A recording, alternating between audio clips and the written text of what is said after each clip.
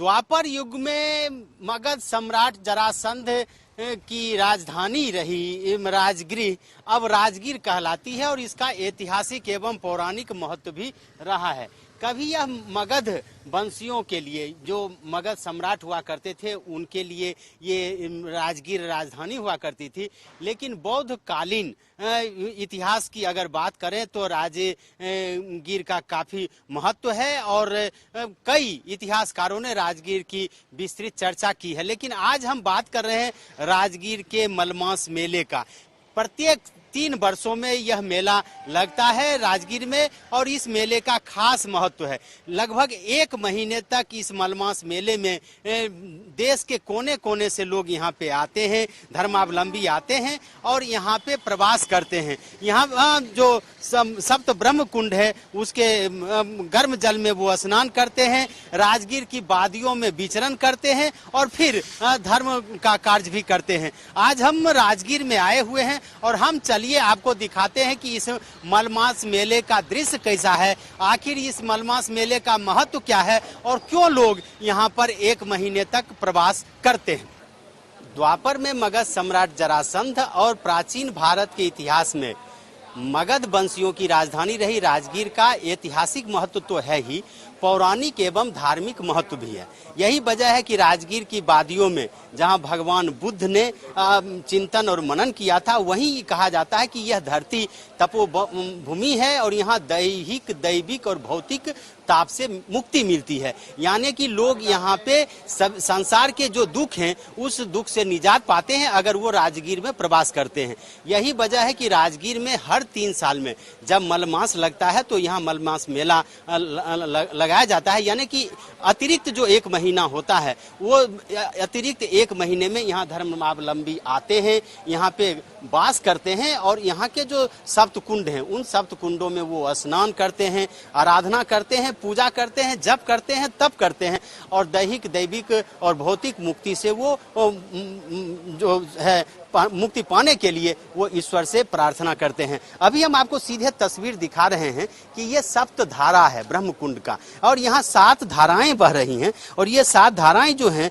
सो अलग अलग रूप में बह रही हैं और इसमें जो जल है वो गर्म जल इसमें बह रहा है। तो सालों भर ये भी आश्चर्य है कि पहाड़ से ये सीधे जुड़ी हुई धारा है और यहाँ पे सीधे गर्म जल निकलता है और कहा जाता है कि यह गर्म जल सिर्फ आध्यात्मिक रूप से ही नहीं, ये शारीरिक रूप से भी काफी महत्व रखता है। लेकिन ये जो गर्म जल है उसके सामने जो आप देख रहे हैं कि लगा हुआ, तो ये सप्त ऋषि जो हैं, भारद्वाज हैं, विश्वामित्र हैं, अत्रि हैं, वशिष्ठ हैं, इन सभी ऋषियों के नाम पर ये सप्तधारा बनाई गई है। देखिए एकदम कल ये गर्म जल इससे प्रवाहित हो रहा है और कितना स्वच्छ जल है। कहा जाता है कि इस जल को ग्रहण करने से आपके पेट के जितने भी रोग हैं उन रोगों से मुक्ति होती है और अगर आप इसमें स्नान करते हैं तो शारीरिक जितनी भी व्याधाएं हैं, यानी कि शरीर में जितने भी रोग हैं, जो जिसे आप चर्म रोग कहते हैं, उस चर्म रोग से भी आपको मुक्ति मिलती है।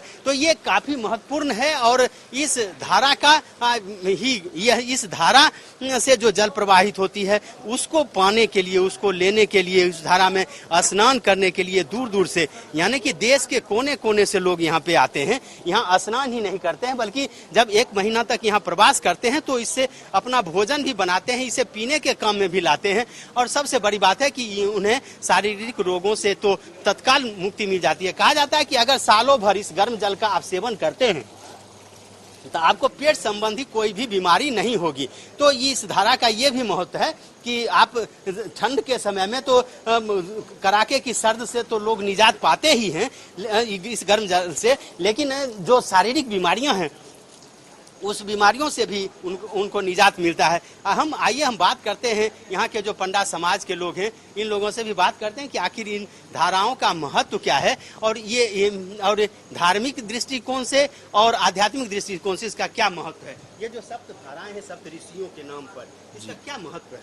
ये सप्त धाराओं, ये सप्त ऋषियों का पाप, सप्त ऋषियों का पुण्य उसमें स्नान करने से प्राप्त हो जाते हैं और मलमास में तो खैर उत्तम ही व्रत है, उत्तम ही महत्व इसका है, अन्य महीनों से ज्यादा। ये सप्त ऋषि का मतलब हुआ कि सप्त ऋषि का आशीर्वाद प्राप्त करना इसमें स्नान करने से पाप धुल जाना, ऐसे सप्तऋषियों का महत्व है। कहा जाता है कि इस गर्म जल के पीने से पेट की संबंधी जो भी बीमारियां हैं वो भी दूर हो जाती जी बिल्कुल, क्योंकि कहा गया है कि देवताधीनम जगत सर्वम मंत्राधीनस्त देवता ते मंत्रा ब्राह्मणाधीनम तस्मात् ब्राह्मण देवता।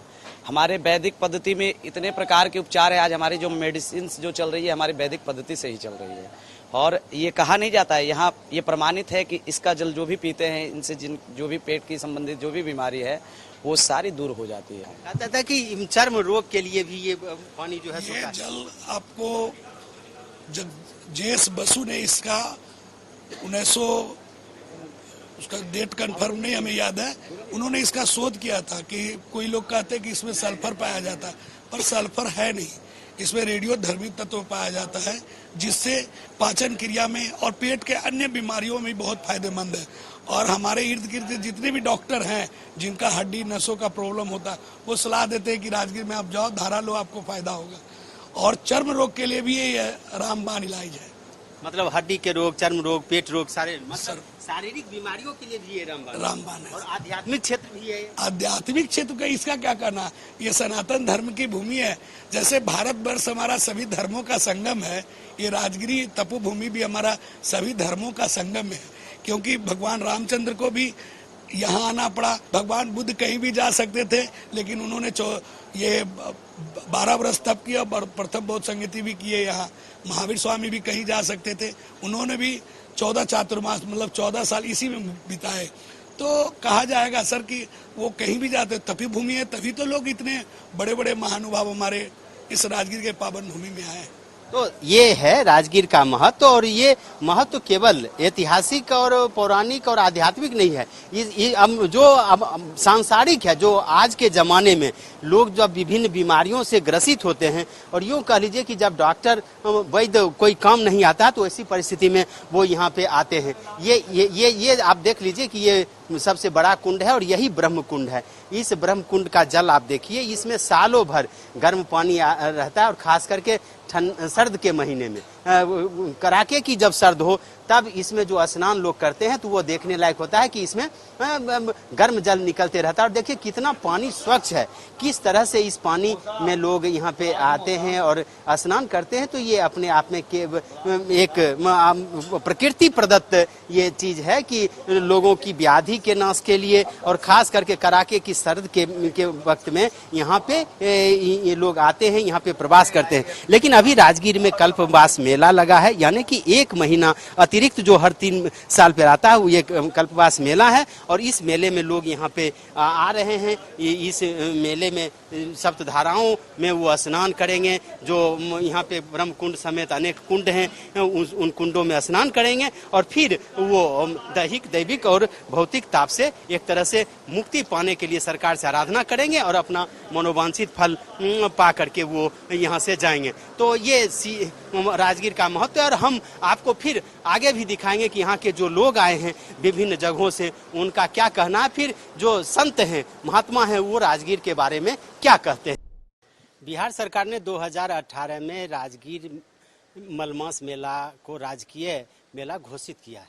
और सबसे बड़ी बात है कि इस मेला को राजकीय मेला घोषित करवाने में जिनकी अहम भूमिका रही है उसमें से एक मुख्यमंत्री नीतीश कुमार हैं, तो दूसरे हमारे साथ अभी मौजूद हैं चिदात्मन जी महाराज। ये इन्होंने बिहार में 2 मेलों को राजकीय मेला घोषित करवाने में अहम भूमिका निभाई है, जिसमें से सिमरिया धाम राजकीय मेला घोषित हुआ है और राजगीर मलमास राजकीय मेला घोषित हुआ। राजगीर की महत्ता क्यों इतनी अधिक है कि यहाँ हर तीसरे साल पर, यानी कि कह सकते हैं कि मलमास के अवसर पर पुरुषोत्तम मास जिसको कहा जाता है, वहाँ पे मेला लगता है। और अब तो बिहार सरकार ने इसे राजकीय मेला घोषित कर दिया और राजगीर की सूरत नीतीश कुमार ने बदल दी है। लेकिन बाह्य रूप से नीतीश कुमार ने जहाँ इसकी सूरत बदली है, वहीं आध्यात्मिक रूप से स्वामी चिदात्मन जी महाराज ने राजगीर को नया स्वरूप प्रदान किया है। ये हम सीधे बात करते हैं उनसे, क्या महत्व है राजगीर? राजगीर वैदिक युग से ही भारतीय सभ्यता संस्कृति को अक्षुण्ण बनाए आज तक अवस्थित है। ऋग वैदिक काल का वर्णन करते हुए हम दुर्गा सप्तशती में देखते हैं 3 ऋषि ब्रह्मा, विष्णु और शिव ऋषि, जो तीनों वेद के ऋषि कहे जाते हैं, उनसे भी इनका संबंध जुड़ता है। साथ ही साथ यह पंच पहाड़ी जो प्राकृतिक देन है भारतीय संस्कृति की सुरक्षा के लिए, और यहाँ का यह ब्रह्मकुंड, सप्तर्षि धारा, वैतरणी, यह सब शोध का विषय है, जो हमारे यजुर्वेदीय पद्धति और सामवेदीय पद्धति से भी जुड़ता है। इस प्रकार से वैदिक युग से इसकी स्वसमृद्धि रही है, और आज भी प्रत्येक 3 वर्ष पर एक विशेष मास, जो प्रत्येक वर्ष का सूर्य और चंद्रमा के मास के क्रम में जो बच जाता है, उनके योग से एक विशेष मास होता है। उसे मलेमास भी कहा जाता है और पुरुषोत्तम मास भी कहा जाता है। उस समय अपौरुषीय वेद में संपूर्ण विश्व को अपना परिवार माना गया, आत्मवत् सर्वभूतेषु। तो जितने भी विश्व में 33 प्रकार के देवता हैं, वे सब के सब यहाँ पधार जाते हैं, और ऐसी मान्यता चलती है कि 1 महीना तक वे सब के सब यहाँ निवास लेते हैं। और उसका प्रत्यक्ष प्रमाण भी आज चलता है। यहाँ की वैतरणी, यहाँ की सरस्वती धारा और यहाँ की यह पंच पहाड़ी अपने आप में विशिष्टता लिए हुए है। सौभाग्य से स्वतंत्रता के बाद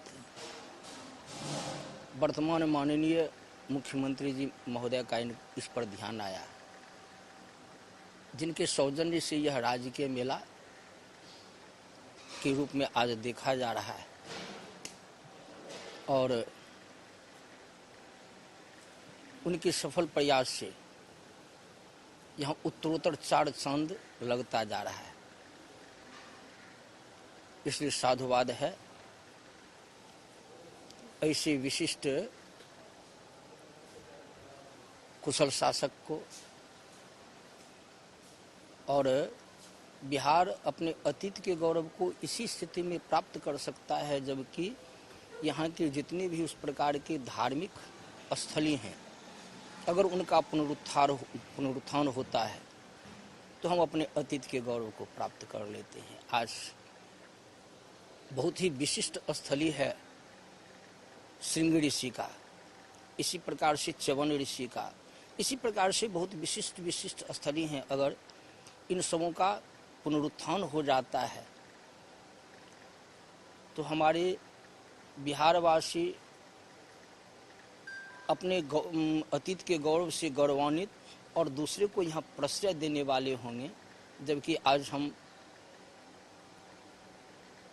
अन्यत्र जाकर के धक्का मुक्की खाते हैं, परेशान होते हैं, सब तो जीविका के लिए ही होता है। यहाँ धार्मिक उत्थान सर्वांगीण विकास के लिए अपने आप में विशिष्ट स्थान रखेगा, जिसमें यह राजगीर धाम भी है और आदि कुंभस्थली सिमरिया धाम भी है। और दोनों का राजकीय मेला घोषित करने के साथ साथ उसके सर्वांगीण विकास पर वर्तमान माननीय मुख्यमंत्री जी का ध्यान सब प्रकार से सराहनीय है और साधुवाद देने योग्य। तो राजगीर, जिसे राजगिरी भी कहा जाता है, कि यहाँ सिर्फ सनातन धर्मावलंबी का ही आस्था का ये स्थल नहीं रहा है। यहाँ पे नानक गुरुदेव आए, यहाँ पे भगवान महावीर आए, यहाँ पे भगवान बुद्ध आए, और कहा जाता है कि यहाँ पे भगवान श्री राम आए, कृष्ण आए। यानी कि कहीं न कहीं यह रत्नगर्भा जमीन रही है, भूमि रही है। और यही वजह है कि आज फिर राजगीर की सूरत बदली है, लोगों का विश्वास राजगीर के प्रति बढ़ा है। देखना है कि आने वाले दिनों में राजगीर का स्वरूप क्या होता है। लेकिन फिलहाल कह सकते हैं कि 2 लोग अगर चाहें तो बहुत कुछ बदल सकता है। और ये उदाहरण मुख्यमंत्री नीतीश कुमार और स्वामी सिद्धार्थमन जी महाराज हैं। अभी हम राजगीर के जरासंध अखाड़े के पास हैं और ऐसी मान्यता है कि आज से 5000 वर्ष पूर्व जब जरासंध राजगीर के राजा हुआ करते थे तो भगवान कृष्ण ने उन पर 17 बार आक्रमण किया था, लेकिन जरासंध से उन्हें पराजय हासिल हुआ था। इसीलिए भगवान कृष्ण को रणछोड़ भी कहा जाता है।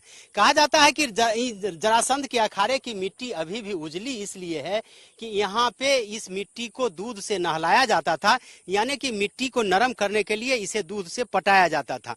18वीं बार जब भगवान कृष्ण यहाँ पे आए पांडवों के साथ, तब भीम ने 28 दिनों तक जरासंध के साथ मल्ल युद्ध किया था और उसके बाद जरासंध का वध हुआ था। नीतीश कुमार अभी बीजेपी के खिलाफ, नरेंद्र मोदी के खिलाफ समूचे देश में विपक्षी एकता की धुरी बने हुए हैं। कहा जाता है कि जरासंध के बाद करीब 2500 वर्षों के बाद यहाँ पे एक राजा हुए और वो जो जिस राजा ने राज किया, और कहा जाता है कि वो बिंबिसार राजा कहलाए। लेकिन उसके ठीक नीतीश के समर्थकों का मानना है कि 2500 बरस के बाद फिर नालंदा की धरती से नीतीश कुमार निकले हैं, जिन्होंने यह संकल्प लिया है कि नरेंद्र मोदी को वो पराजित करेंगे। हालांकि नालंदा की भूमि की मान्यता है कि यहाँ जब भगवान कृष्ण को रणछोड़ बनना पड़ा तो ऐसी परिस्थिति में कह सकते हैं कि नालंदा की भूमि लड़ाके की भूमि मानी जाती है। नीतीश ने भी जो संकल्प लिया है, क्या उस संकल्प को वह पूरा कर पाएंगे? हालांकि नीतीश का जो अभियान है, उस अभियान के तहत विपक्षी दलों को एक मंच पर लाने की जो उन्होंने कोशिश की है, उस कोशिश में वो सफल रहे हैं। अब बेंगलुरु में जो बैठक हुई है, उस बैठक में भी विपक्षी दलों में एकता पर सहमति बनी है। नीतीश कुमार ने आज भी राजगीर में ऐलान किया है कि 2024 में वो नरेंद्र मोदी को पराजित करेंगे ही, मीडिया को भी स्वतंत्र बनाएंगे। और सबसे बड़ी बात उन्होंने जो कही है, उन्होंने कहा है कि नरेंद्र मोदी, इशारों में कहा है कि नरेंद्र मोदी जो साधु का या पुजारी का भेष रखते हैं, वो पुजारी का भेष सही नहीं है, वो छद्म है। यानी कि नीतीश ने जो संकल्प दोहराया है, क्या उस संकल्प की पूर्ति हो सकती है? क्या जरासंध की भूमि एक बार फिर अपने कामयाबी को हासिल कर सकती है? क्या नीतीश नालंदा के इतिहास को फिर दोहरा सकते हैं? यह देखना दिलचस्प होगा। फिलहाल कह सकते हैं कि यह जरासंध का अखाड़ा इस बात का गवाह है कि जब तक जीत हासिल नहीं होती तब तक लड़ाई लड़ते रहना चाहिए। और शायद नीतीश यही काम कर रहे हैं। 2014 में नरेंद्र मोदी से बुरी तरह पराजित होने के बाद भी नीतीश ने नरेंद्र मोदी का साथ लिया और दिया। लेकिन 2022 में नीतीश जब नरेंद्र मोदी से अलग हुए हैं तो वो नरेंद्र मोदी को किसी भी कीमत पर पराजित करना चाहते हैं। देखना है कि नीतीश की यह मंशा पूरी हो पाती है या नहीं हो पाती है। कैमरामैन फिरोज आलम के साथ अशोक मिश्र, कशिश न्यूज, राजगीर।